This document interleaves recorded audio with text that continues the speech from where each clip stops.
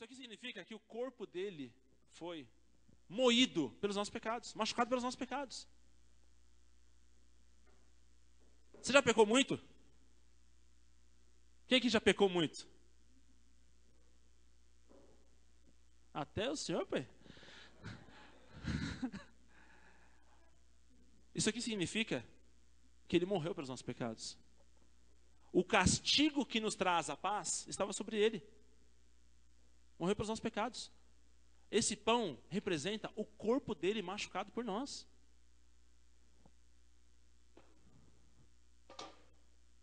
Sabe o que significa isso? Que a gente bebe vinho? Não. Isso aqui significa que o sangue dele foi derramado pelos nossos pecados. O vinho representa o sangue dele derramado pelos nossos pecados. Ele não poupou uma só gota. Por quê? Adivinha por quê? Porque pecamos muito. Pecamos muito. Uma gota desse sangue purificaria os nossos pecados. Uma gota de sangue purificaria os pecados da humanidade. Mas a humanidade peca muito, desde o seu surgimento. E porque pecamos muito, para grandes pecadores, um grande Salvador morreu pelos nossos pecados. Amém, igreja? Feche seus olhos. A palavra diz para confessarmos os nossos pecados. E Ele é fiel e justo para perdoar pecados e purificar de toda injustiça. Perdoar pecados e purificar de toda injustiça.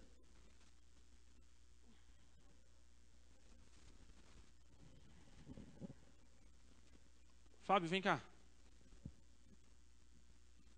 Marcelo, vem cá, por favor. Você ia pastorar hoje. Vocês servem. Orem pelo pão e pelo suco de uva. Enquanto eles vão orar pelos elementos da ceia, eu quero perguntar: alguém aqui hoje ainda não entregou sua vida ao Senhor Jesus? Alguém está nessa caminhada em direção ao pecado e quer hoje reconhecer Jesus como seu Senhor e Salvador? Ou alguém está afastado dele e hoje quer retornar para ele? Feche os olhos, igreja. Ore. Pergunta para ele se tem algo a ser confessado. E eu quero perguntar para você que hoje está aqui e você não tem certeza que se você morrer hoje você vai para o céu. O sangue dele não pagou pelos seus pecados. E eu quero te perguntar: você hoje quer entregar sua vida para ele? A palavra diz: todos quantos receberam, deu-lhes o poder de serem feitos filhos de Deus, a saber, os que creem no seu nome. Você crê no nome dele e ainda não confessou isso publicamente e hoje quer confessar? A palavra diz que se sua boca confessar e o seu coração acreditar, será salvo. Todo o que confessar o nome dele será salvo. Todo o que invocar o nome dele será salvo. A palavra deixa claro que tem que ter uma decisão sua.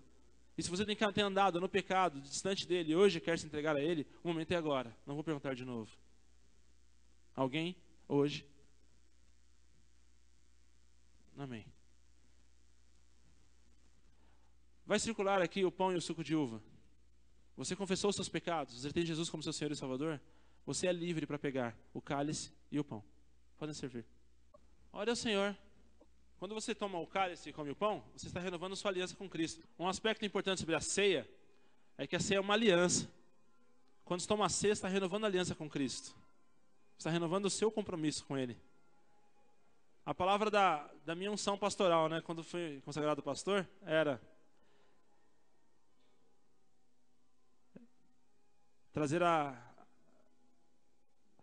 falar da morte dele até que ele viesse, né, a ceia. Comer o pão e tomar o suco de uva até que ele viesse. Até que ele venha. Eu gosto, eu amo a ceia. Por mim eu faria ceia toda semana. Eu amo. Não enrolaria não, faria rápido na ceia toda semana. Mas quando a gente faz toda semana, tem gente que vulgariza a ceia, começa a achar que ela não é especial. Já nem confessa mais pecados antes da ceia. Tem gente que fala: vai ter ceia de novo? Aí eu parei de fazer toda semana, depois que eu vi um negócio desse. Porque a ceia é como se eu estivesse na mesa com ele. Todo mundo sabe o que significa ceia? Ceia é o lanche que você faz depois de jantar, antes de dormir. Essa é a ceia. A ceia era feita antes de dormir. Sabe por quê, igreja? Podemos morrer a qualquer momento. A qualquer momento podemos morrer. Temos que sempre tomar a ceia, manter a nossa aliança com Ele estabelecida, até que Ele venha, ou nós estejamos indo a Ele. Primeiro pão. Senhor Jesus, te agradecemos, porque temos hoje, Senhor, esse pão nas mãos. E não falta, Pai, alimento em nossas casas, e não falta o alimento espiritual aqui, Pai, quando nos reunimos. E eu quero te agradecer, Jesus, porque o seu corpo foi maltratado por meus pecados. Não foi aquela cruz que te matou. Foram os meus pecados, Jesus, que te colocaram lá e tiraram a sua vida, que o Senhor entregou.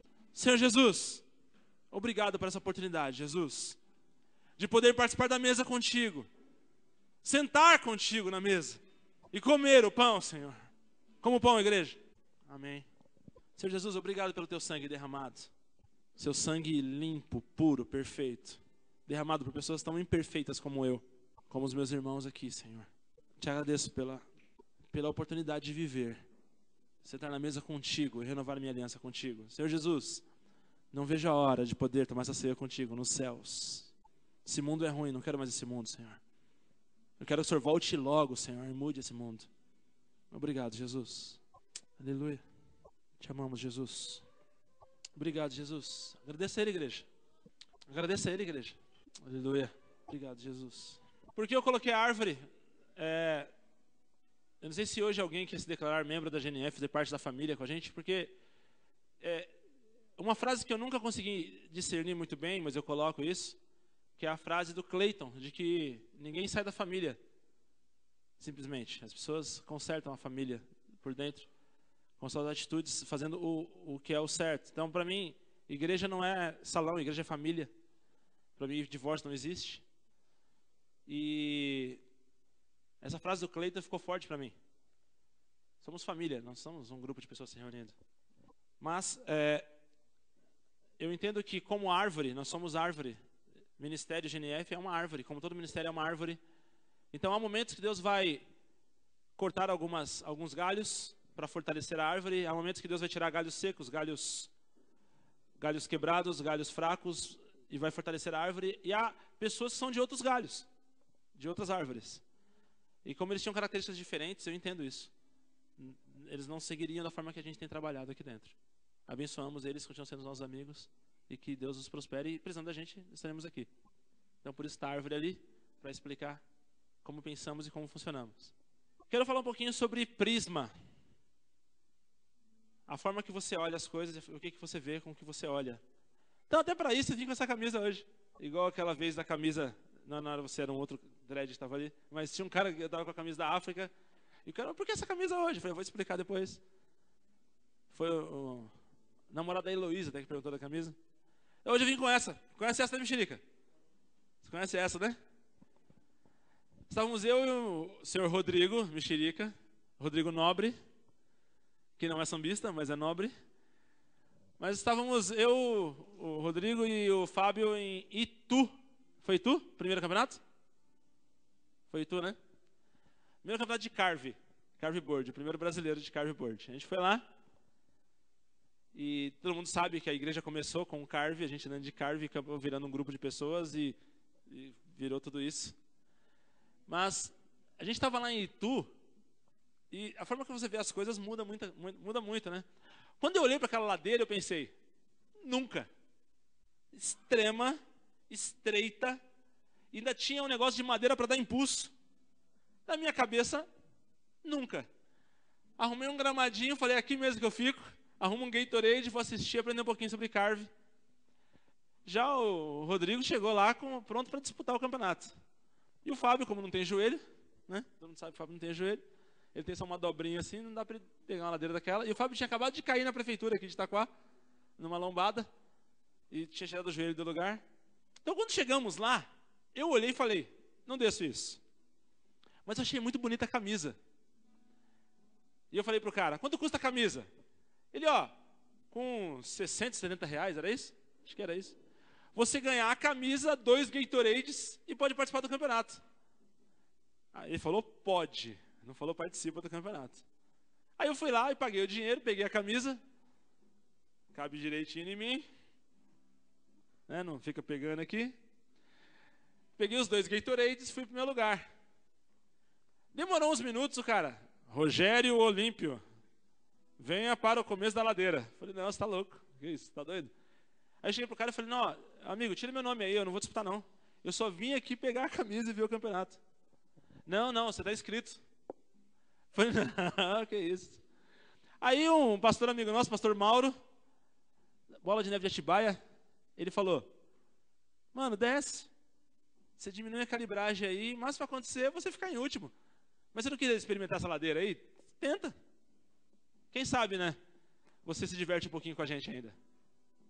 Aí eu arrumei um prego, fui lá e murchei minhas rodas. Para ele ficar mais lento, o carve. Então, como todo bom mimadinho, em vez de ir no posto de gasolina e calibrar, eu fui no prego, parecendo um menino que come pão com mortadela na rua. E fui lá e murchei um pouquinho as rodas. E comecei a descer a ladeira 2, 3 vezes para aquecer, para ver como que era. E no final do campeonato eu estava jogando de cima da rampa, lá do alto lá. E o que foi mais engraçado foi que eram 3 etapas, né? E na primeira etapa, agora como eu tô com o microfone em vocês, não, eu conto só a parte boa. Na primeira etapa, eu passei para a semifinal, fiquei dos 4 primeiros no slalom. Fiquei felizão, com a roda murcha, né? Já na segunda etapa, eu já não fui tão bem assim. Fiquei lá pelo 7º, 8º. Mas no final do campeonato, eu fiquei em 12º, de 25. E o Mexerica ficou em 7º, era 4º. 4º colocado, foi 4º colocado. Então, no ano de 2000 e quanto, Mexerica? 2006. Então, em 2006, eu era 12º colocado brasileiro de carveboard e Mexerica o 4º colocado. Só que, olha só, perspectiva. Quando eu cheguei e contemplei a ladeira inteira, falei, impossível. Só que na hora que eu estava nela, como é que eu explico isso? É ângulo relativo, é isso, Felipe? Ó, se eu olho uma ladeira, ela está assim. Mas quando eu estou na ladeira, ela está como? Se eu não olhar para os postes, eu nem sei que é ladeira. A forma que eu olho as coisas muda quem eu sou e como eu reajo diante das coisas. Entende? Pensa no Jonas. Jonas, já imaginou? Você vai jogar um jogo de futebol e de repente tem 3 caras do Barcelona correndo para cima de você, você tem que marcar os 3 caras?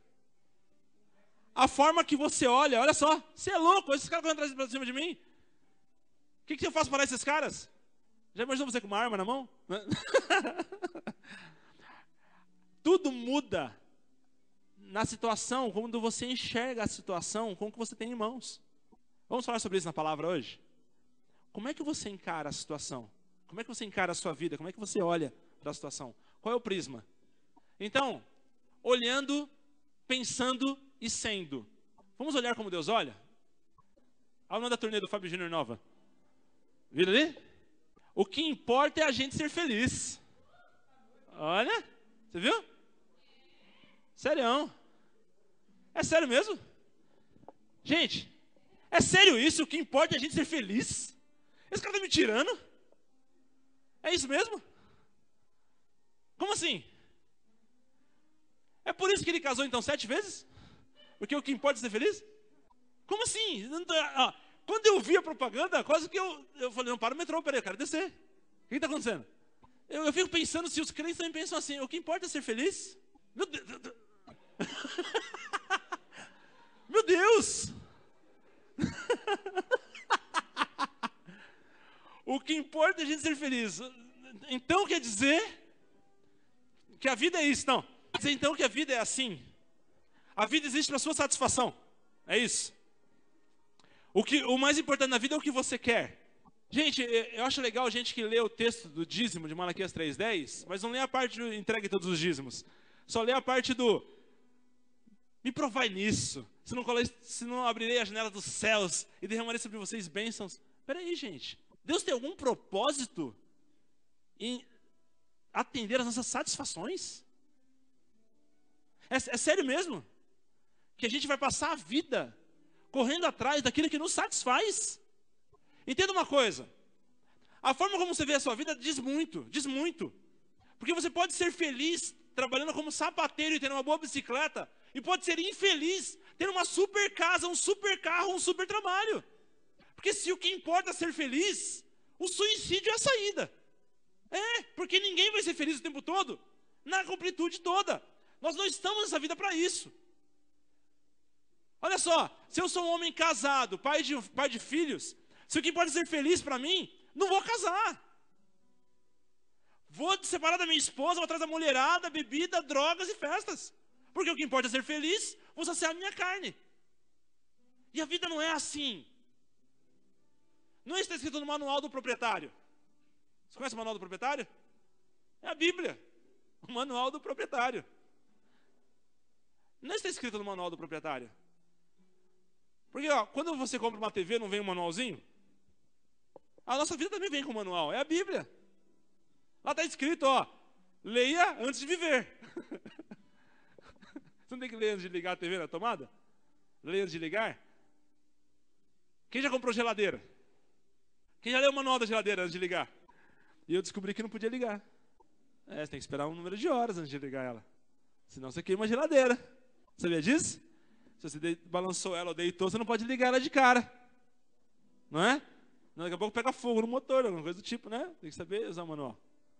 A Bíblia é a mesma coisa. Em momento algum o que importa é ser feliz. Em momento algum o que importa é saciar sua vida e suas vontades. Entenda isso. Se eu pensar que o que importa é ser feliz, eu vou pensar que Jesus morreu na cruz e deu a vida dele.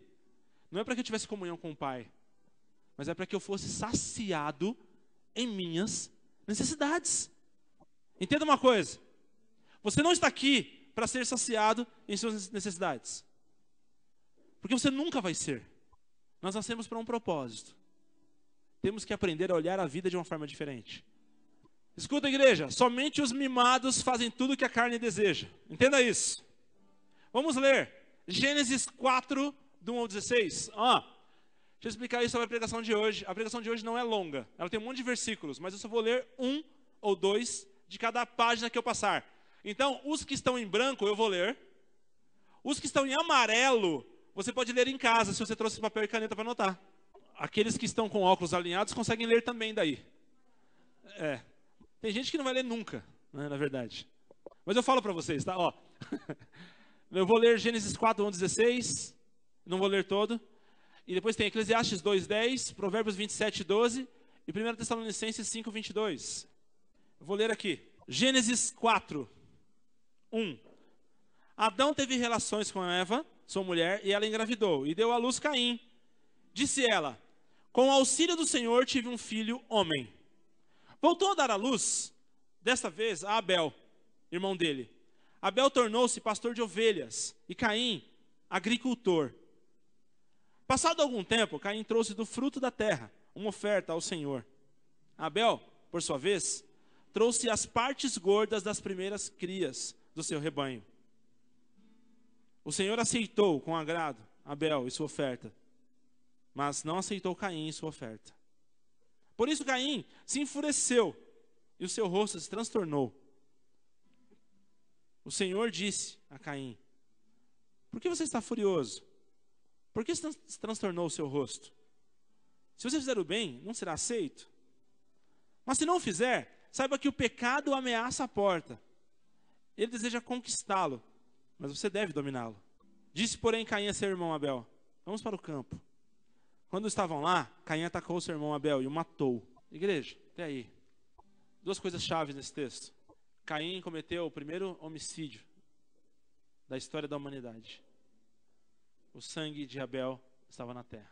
E por que a oferta de Caim não foi aceita? Alguém pode me dizer por quê? Por quê? Eu já vi várias teorias. Porque Abel entregou um sacrifício de holocausto. Sacrificou um animal.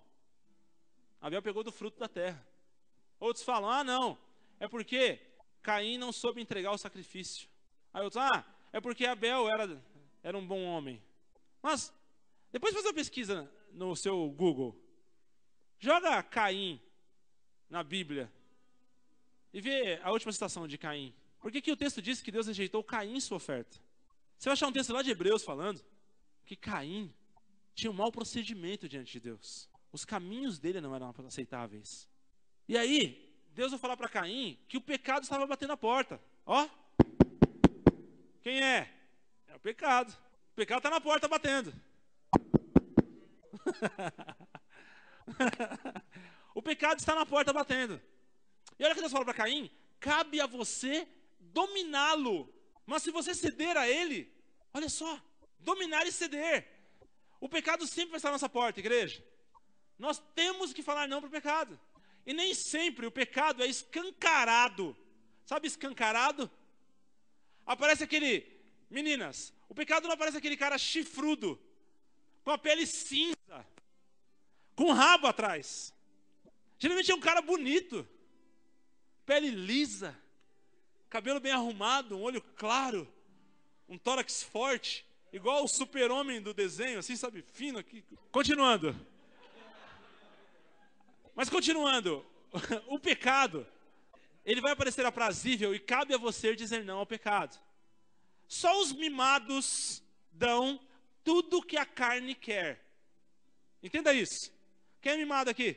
Teve gente que fez assim, ó. Segurou a mão para não levantar. Tem gente que eu vi fazendo assim, ó. A mão caindo e segurando a mão. Para falar. Gente, o Cleison fez um acordo com a Lucélia. Só um exemplo. Só pode tomar um Yakult por dia em casa. Aí ele acordou mais cedo. Correu e pegou o Yakult. Aí na hora que ele vai sair, ele vai pegar outro Yakult e a Lucélia: não, você tomou o Yakult hoje. Ah, mas eu quero tanto outro Yakult. Ele já imagina o copo até em cima de Yakult, daquele golado assim, ó. Não, não pode. Não pode. Ah, mas eu quero. Sabe o dia que você marca o jejum? O seu discipulador chama você para um jejum de 3 dias só na água. 3 dias. No segundo dia, a sua mulher faz uma lasanha. Aquela lasanha. Sabe aquela lasanha? Aí você fala assim, ó, do que é a lasanha?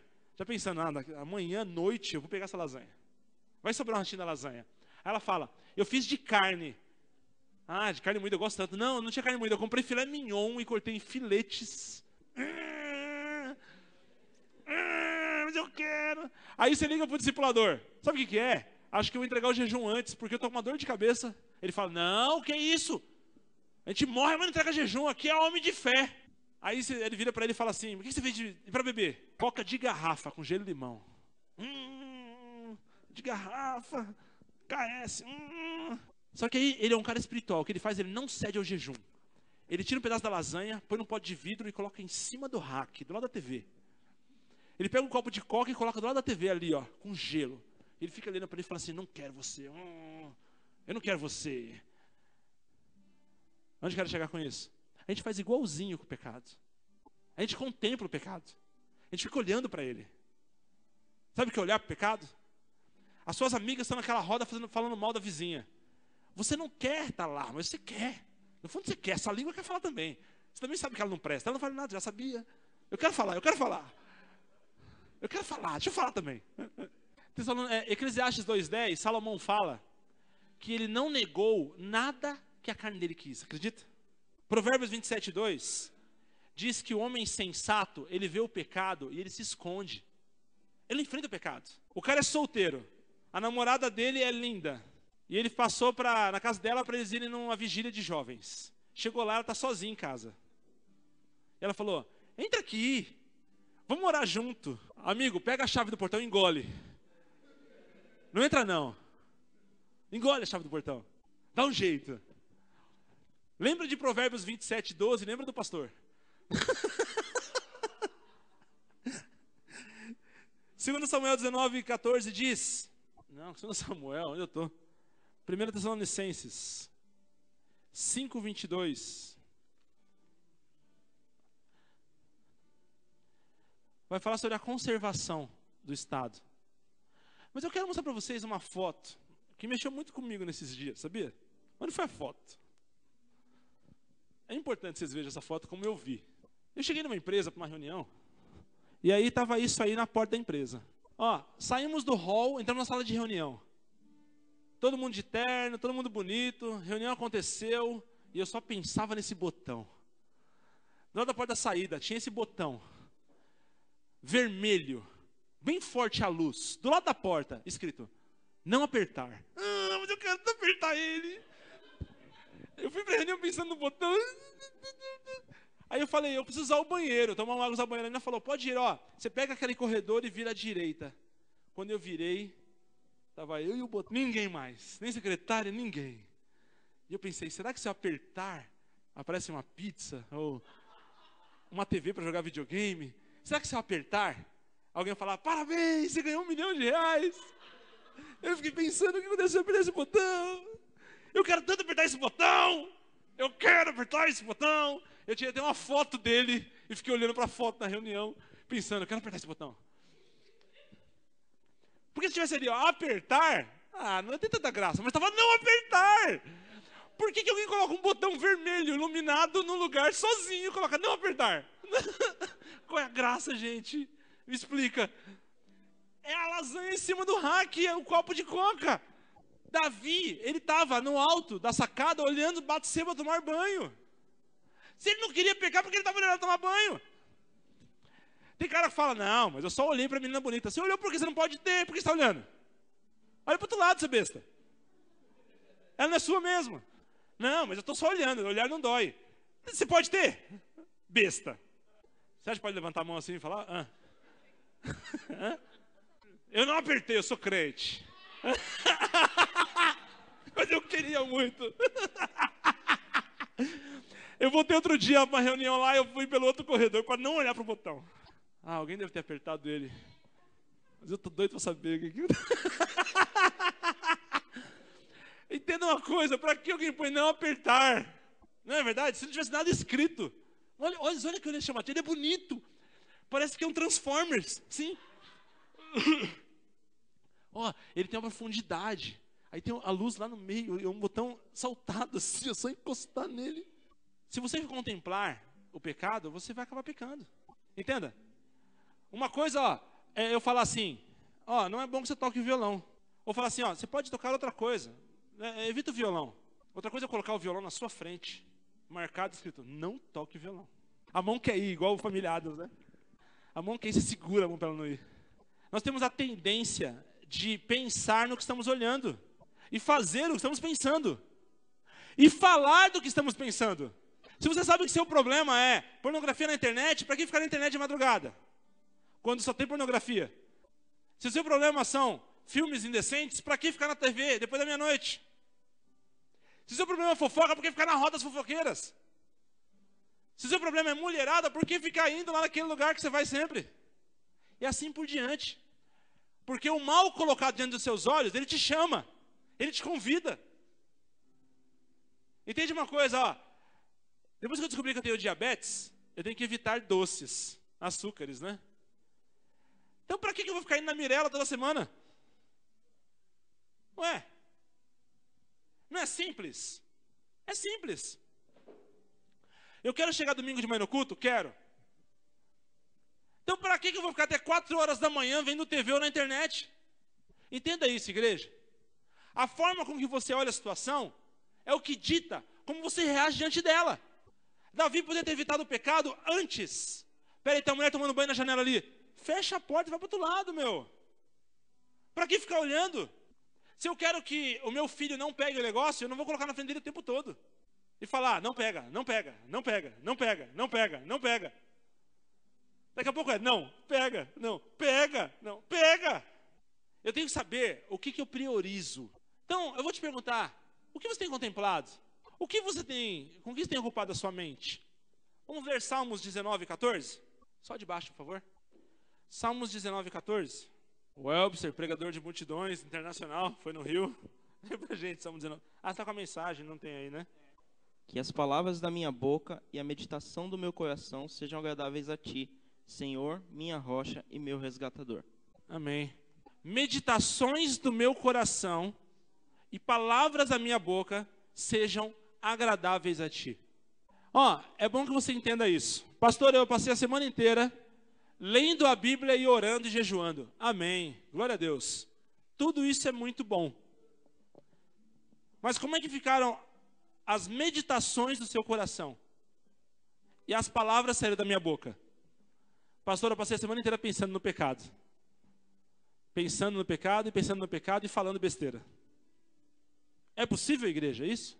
É possível.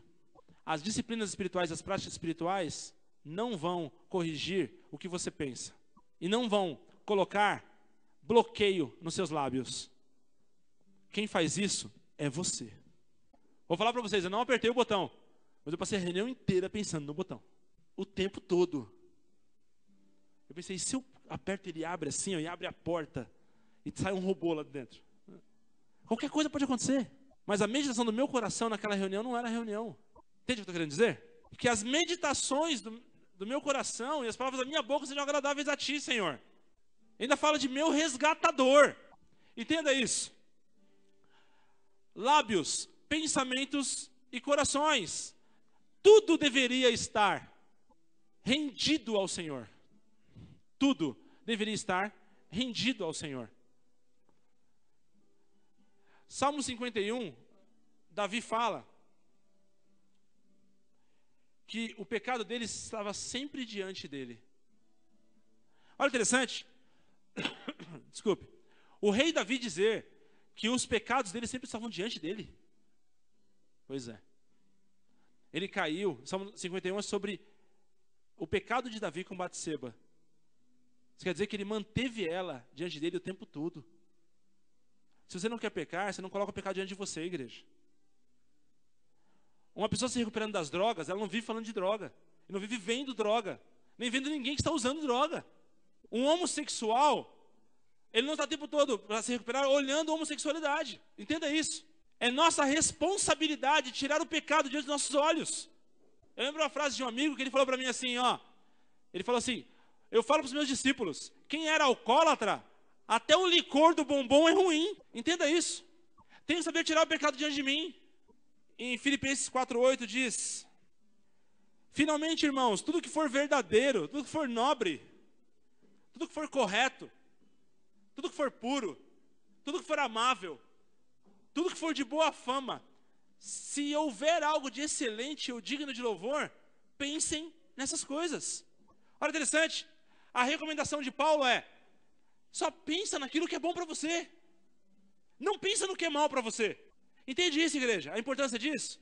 Você que escolhe o que você coloca diante dos seus olhos, o que você coloca no seu coração. Eu achei interessante uma frase de um natureba. Uma pessoa tipo a Estela, meio hipinha assim. Ele falando, você é o que você come.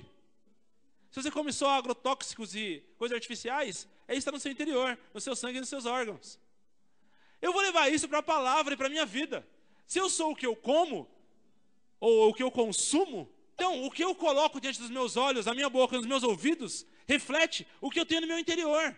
Com o que você se alimenta? O que está sempre diante de você? Lamentações 3, esse texto do 19 e 23 vai falar que o profeta Jeremias, ele estava numa situação em que ele via mães dando seus filhos para serem comidos pelas pessoas, assassinando os próprios filhos. Ele via pessoas comendo lixo.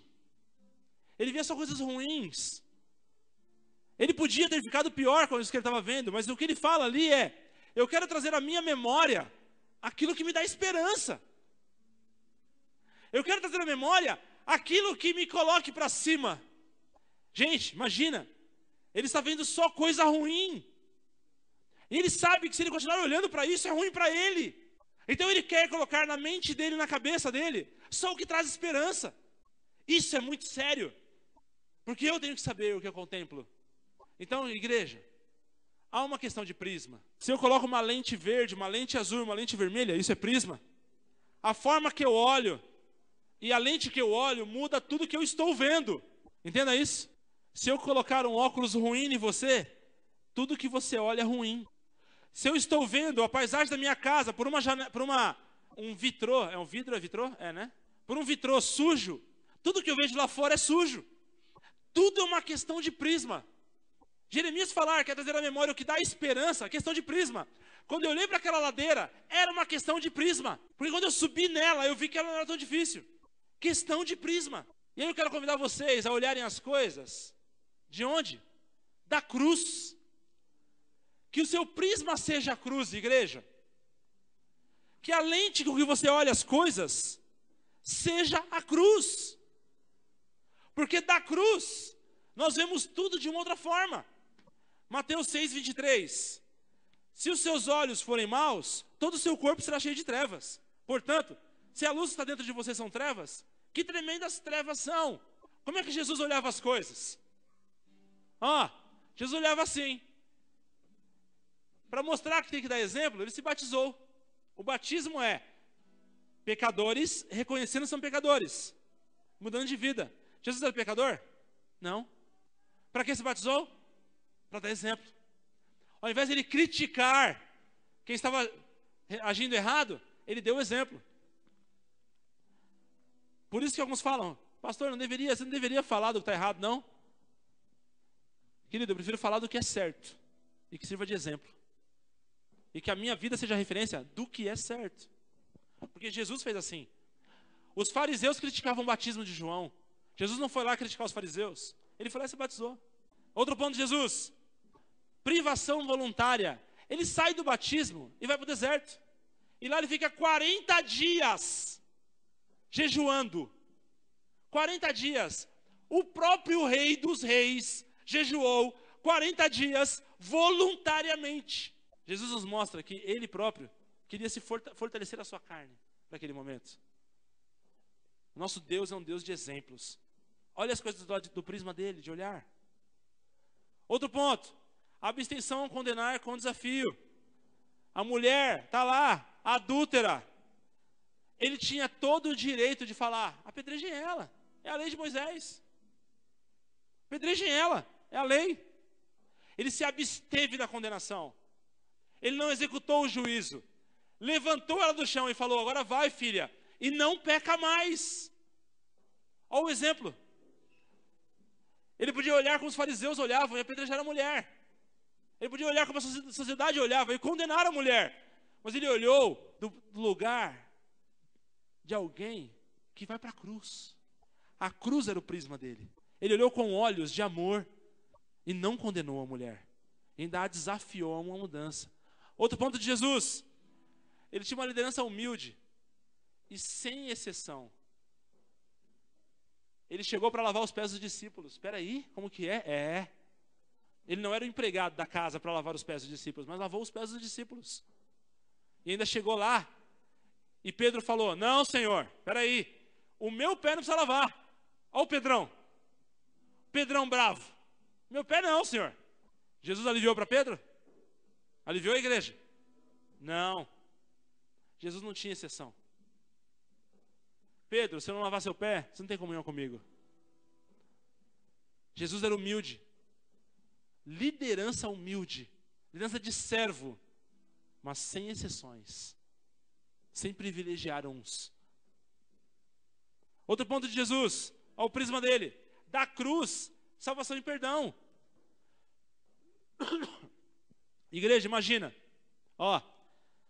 Aqui está a cruz, O melhor? Certo? Tem um prego no tornozelo. Um prego em cada punho. Ele está apoiado pelo quê? Vou ser breve nisso, tá? Prego no pé. Porque estava com um prego no tornozelo. Era assim que ele estava. Eu vi um médico falando que como ele ficava pendurado no tornozelo, se ele apoiasse muito, ia dar choque nos ossos das pernas dele. Então ele tinha que fazer o quê? Ele tinha que apoiar no prego da mão. Sabe o que isso faz? Isso contrai o pulmão dele. É ruim de falar. E dessa posição que ele estava aqui, dessa posição, sabe o que ele podia ter feito? Pai, me leva logo daqui. Pai, alivia aqui. Mas sabe o que ele fez? Sabe o que ele fez, igreja? Pai, perdoa eles lá. Eles não sabem o que eles estão fazendo. O ladrão vira.